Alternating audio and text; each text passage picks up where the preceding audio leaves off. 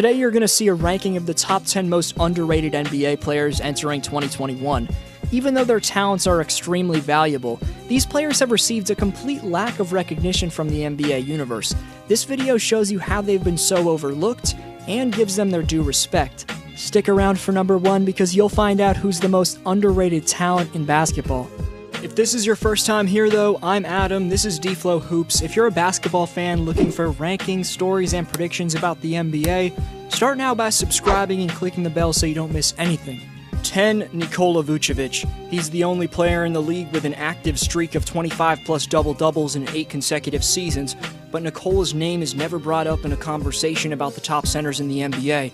He doesn't have a single all-star caliber teammate, except for maybe Aaron Gordon, yet has led the Magic to back-to-back playoff appearances. If Orlando had more talent at their guard spots, then Vooch would have a lot more clout, but for the time being, the 30-year-old stretch big isn't getting the respect he deserves from the fans or media. He made the All-Star team in 2019, but was somehow snubbed in 2020, despite spectacular season averages. 9. Brandon Clarke. Memphis hasn't gotten a ton of respect overall for shocking the world in 2019-20, by getting into the play-in tournament when they were projected to be a 15-win team before the season. Brandon Clarke was specifically overlooked, though. His rookie teammate Ja Morant and the progression of his sophomore teammate Jaren Jackson Jr. got all the credit. Because of that, you probably weren't aware that Clarke was in the 94th percentile for mid-range makes. The Grizzlies rookie combines both his vertical leaping ability and floater/push shot mechanics to excel from that area. Brandon's also an extremely efficient three-point shooter, making 44% of his 52 attempts last year.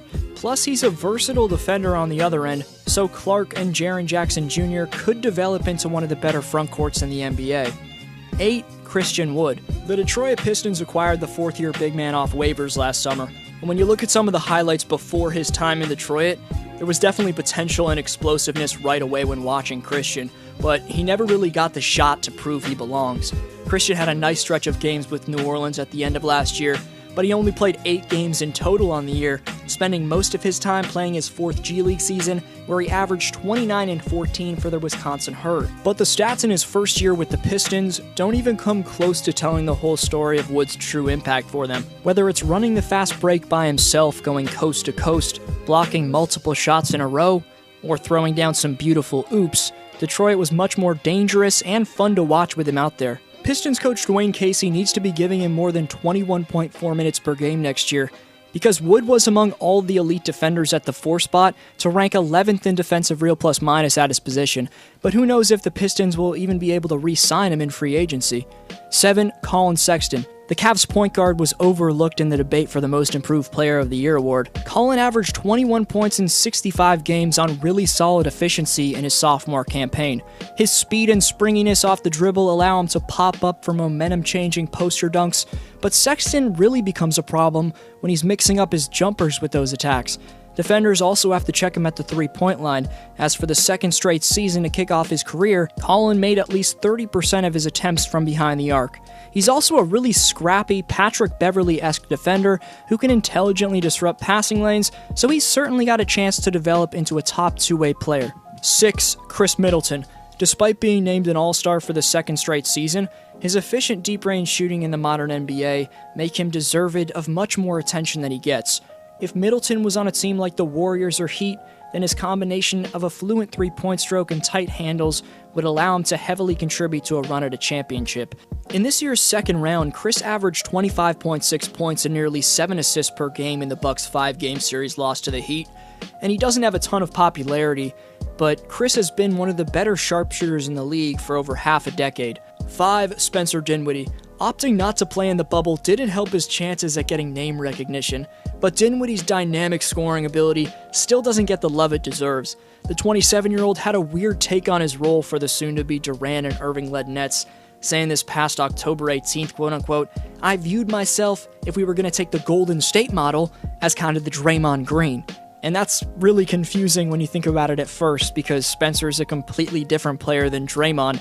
But then when you take a step back, you think, oh yeah, the value of Spencer's scoring in Brooklyn could have a similar impact as the value Draymond's defense had in the Bay.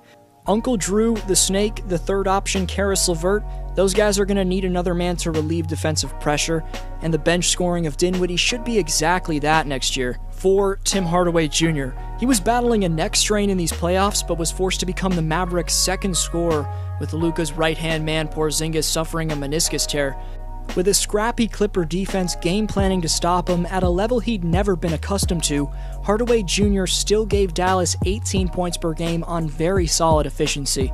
Now imagine how well he's going to produce and how good Dallas will be once Tim's fully healthy and in his typical scoring role as the Mavericks' third option next to the Slovenian sensation and the unicorn. But those last two are really all you hear about with Dallas. I don't hear a lot of people talking about Timmy's contributions, but they're damn crucial to the Mavs' success. 3. Bojan Bogdanovic. Bojan was Utah's second 20-point scorer last year next to D. Mitch, but was forced to undergo season-ending wrist surgery on his shooting hand. That's always tough to bounce back from. But you can just ask LeBron James how good of a player Bogdanovic really is, as back in 2018, Bojan, with then co-star Victor Oladipo, got one win from upsetting the Cavaliers and barely lost in Game 7. Bogey played sensational defense on the King that entire series, but this past season, with his new squad in Salt Lake City, the 31-year-old was quietly averaging a career-high 20.2 points per game. Not taking anything away from Denver, but if Utah had Bojan's services, given Mitchell's breakout into a superstar, the Jazz likely would have advanced. Quickly before the top two, Big Man gets the shout out for saying he's most impressed by LeBron James gaining the all-time playoff wins record. Thanks so much for every single answer. The Speaks board resets in 2021, and 2020's top 5 get free NBA giveaways. The question for next video's shout out is after this. 2. Kyle Lowry. As the third option in 2019's postseason, we saw just how dominant the Raptors' bulldog at point guard could be in Toronto's run to a championship. K-Low scored the first 12 points of the Raptors' Game 6 title sealer in Oakland and scored a combined 46 points in the final 2 games of that series. But even this year, when most of Kyle's teammates wet the bed in the postseason, the 5-time All-Star willed his team into a Game 7 against an extremely talented young Celtics team. As the first option, with the entire Celtics defense keyed in on shutting him down, Lowry scored a combined 64 points in Games 3 and 6. But the reason he's underrated is, despite being the league leader in charges drawn during the regular season, and undoubtedly the best point guard defender in basketball, while being an above-average playmaking shot creator on the other end, Kyle didn't make any of the 3 All-NBA teams. He's been the backbone of the Raptors reaching the playoffs for 7 straight seasons, but remains criminally underrated. 1. Jaylen Brown. A complete class act off the court, the Celtics organization is lucky to have their 23-year-old phenom. We'll get to how he's overlooked next to Jason Tatum and much more, but JB's trying to change the culture. He said on October 11th, quote-unquote, "The cars, the lifestyle, the women, all that type of stuff is cool, but also taking care of your family, speaking on your community, helping your community, using your voice, I want that to be cool too." He and the NBA certainly had their voice heard this summer, but staying between the lines, Jaylen's rapid rise into one of the best wing players in basketball, I think, has been lost in the Celtics narrative. Despite Brown being on a top team in the East while being a top two-way player, he wasn't named to an All-Star team this year. His co-stars Kemba Walker and most notably JT, Jason Tatum, receive all the hype, but Brown completely shut down Pascal Siakam in this year's second round, and then he went on to average over 23 points on 55% shooting from the field and a stunning 52.5% from three-point range in the conference finals. Boston may have come up 2 wins short of reaching the NBA Finals, but if you're a fan of one of the other East contenders next year, then Jaylen Brown's production on both ends should scare you.